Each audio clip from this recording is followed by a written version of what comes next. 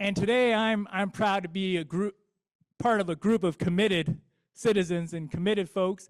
And one shining example of that is my dear friend and colleague, Tomo, who I'll be bringing up momentarily. He has been tireless in putting together this conference, keeping this group together. His efforts and leadership is a real driving force as to why we have this peace conference today. And he's going to share a little bit about the history and how we came to where we are today. And so please, let's give a warm applause to my dear colleague, Tomo-san. Thank you, Steve. That's so much. Thank you very much. Again, I'm Tomo Yagisawa. Can you hear me? I hope I'm speaking English right now. My teacher. Yes. Okay. Yeah. Lisa and Nancy were my teacher, and yeah, I learned a lot of the English. It was 20 years ago. So I was the class of 2004 Drucker School of Management. So and it's really kind of my honor to come back with this kind of the big theme. So thank you very much for your time and effort to come here. And also those who are online through the Zoom, I would also like to thank you. Thank you very much. And then that slide I'm gonna show you next is the most kind of boring slide.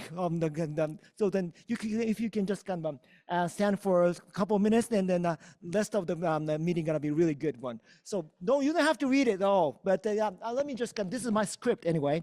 So in year 2020, during the pandemic, Mr. Suzuki right here, can you kind of show your face here?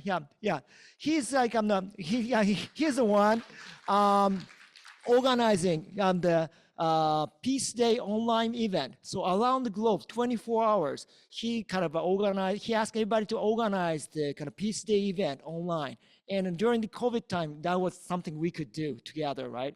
Thank you very much. And then he asked me to do the Pacific time zone part. So then I organized, and then my friend, dear friend over there, Albert Banigo was there, and then also my dear professor, Jean Lubman Blumen's there. And then it was intended to do just annually, one time a year. But Jean asked me, why don't we do this monthly? And then I got the kind of huge assignment. And then we started the monthly meeting. And for 2 years, we've been kind of doing that was under the COVID. So we organized the monthly meetings, and then we came up with the idea, why don't we kind of organize a conference? But it was still under the pandemic. So with the heavy help from the CGU, we organized an online event and then co-hosted by the CGU, and that was a really kind of wonderful one. And we had a couple of the scholars and then speakers from Claremont and then surrounding neighborhood as well. And then that's happened. And then last year, finally the pandemic was over, and then we thought about, coming to Claremont is really nice. And then, of course, online, now we are trained to do the communication, but real communication, we need to really meet people, right? And so then, of course, today we also have those who are kind of joining from online. This is just fine, but the meeting is also good. So then we organized last year, back in Berkeley 16, the similar setting, and then we had the wonderful speakers talking about peace. And this year, as our professor Peter Drucker said, next one has to be always the better. So then we try something better, and this should be kind of better one. And so this is here we are, and I didn't read anything but from here. So next slide, please. And then, yeah, this is the theme for today, and we'll have kind of a deep discussion. But now, obviously, we cannot, just like Steve said, we cannot say, oh, they're different, so then we cannot communicate each other, or they're kind of the different group, okay, let's not touch them. We are kind of interdependent, and then the diversity is kind of just, we are living in a diverse city every day. So we cannot avoid that. But at the same time, I think that's an opportunity for us to kind of heavily. So how we can lead that is the theme we would like to talk about later today. And next slide, please. Yeah, and I believe it's really simple, but the peace it begins with communication. And then, yeah, I already mentioned. And Yeah, I think I talked about everything, but yeah. Anyway, in order to establish the friendship, we need to communicate first. And then I don't know whether this is helpful, but what Peter Drucker said about communication is not how you speak kind of well, how it received. So it's really kind of realized at the receiver's point of view, so listener's point of view. And he said that communication is perception, communication is expectation, communication makes demands. So maybe there are a lot of different definition of communication, but today here in Claremont, why don't we kind of take it? I mean, based on this discussion, it's kind of my kind of something I like to propose. And next slide, please. Again, busy slide, but it's how can oh this is yeah. In global settings, we have a lot of discussion thing, and today we're talking in English. And then those who can speak English, this is fine. But what about those kind of rest of the people who cannot speak English? Maybe they need the interpreter. But through interpreter, can you really kind of trust, build the trust? Or can you really make friends using, asking the interpreter to kind of please translate what I want to say? Maybe it's really difficult, right? And of course, we really appreciate interpreter to kind of make friends kind of overseas. But nowadays, we do have some technology. So now you can, I think you have cell phones and smartphones which recognizes your voice. So then turning what you said into the text is really easy. And combined together with AI, which easily change the language. So then we can actually exchange the idea from really from the kind of deep side, rather than just superficial second language level. So that's something kind of feasible, about to be feasible. And this is actually not my idea, but a friend, Suzuki-san's friend, and my friend, Tahara-san's idea. And then he's actually on the Zoom location. And I like to call him, let me have him here, spotlight. And maybe spotlighting here. Tahara-san, can you speak? Yes. Yes. Yeah. Yeah. So hello, everyone. hi. Hi. Okay, I'm connecting from Japan. So I want to share my idea. I think the world is currently trying to connect in two different ways. One is the method called global, and the other is called planetary. I believe that the two approaches can be complement each other. The global method aims to standardize the world and facilitate efficient communication, which is often referred to at the global standard.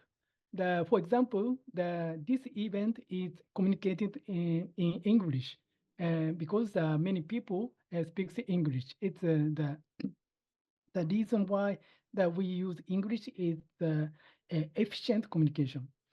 But however, if this method is taken too far, it can lead to the cultural colonization, reducing the cultural diversity and making it difficult for new ideas or culture to emerge. The planetary method stays diverse while connecting. This approach enhances the information space of the planet to higher dimension, where the constant re-editing gives birth to new things continuously.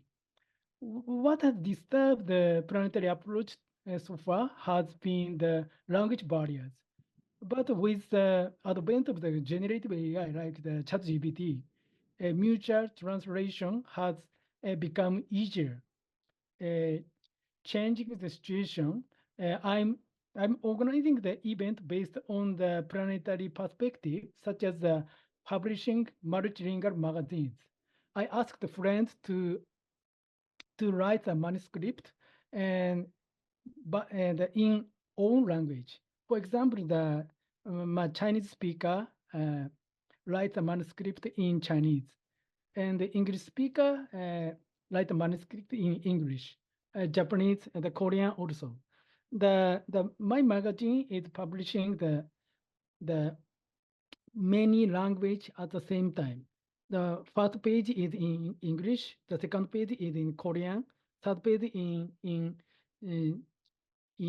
Chinese, and so on. So I set the QR code at the right bottom of the page. The reader can access to the internet and can read their own language. It's a multi language magazine. And Yeah. also, I hold the transnational reading group. And in the event, I translate the novels to many languages.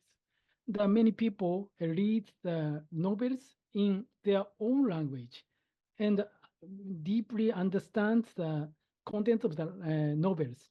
And also, we have the dialogue and that we share the many different perspectives.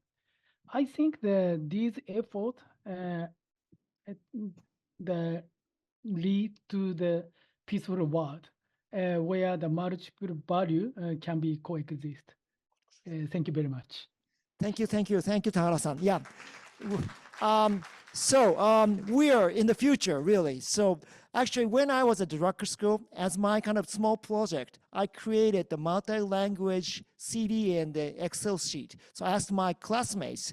I wrote the Japanese and English, and then I'm asking classmates from all over the world to kind of put the equivalent kind of phonic letters, and then we cannot pronounce it. So then I had my classmates to kind of pronounce it, and I record it. And at the time, there was no online kind of a service, so then I really kind of created CDR. So that was kind of 20 years ago.